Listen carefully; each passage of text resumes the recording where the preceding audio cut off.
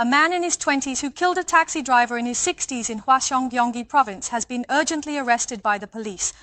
The man, while driving the deceased driver's taxi, also struck two residents. Reporter Yoon Gil-hwan reports.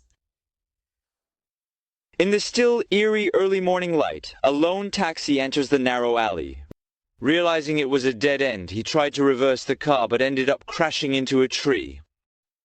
With wild movements, the taxi keeps crashing back and forth into the tree one more time. The driver gets out, checks briefly, then turns the car around and leaves the alley. This is the suspect in his 20s, fleeing in the stolen taxi after murdering the 60-year-old taxi driver. A resident came out because they heard a commotion between a taxi passenger and the driver, and when they looked, an accident had already happened, and the taxi driver was lying on the ground.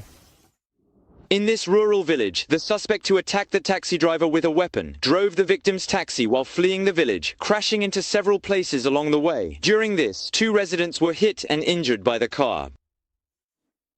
Both of the injured residents are expected to recover fully without danger.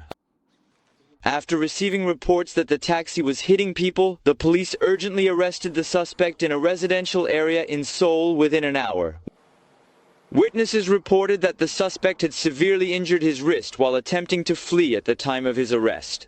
The police plan to carefully apply for an arrest warrant after thoroughly investigating the motive behind the crime once the man's hospital treatment concludes.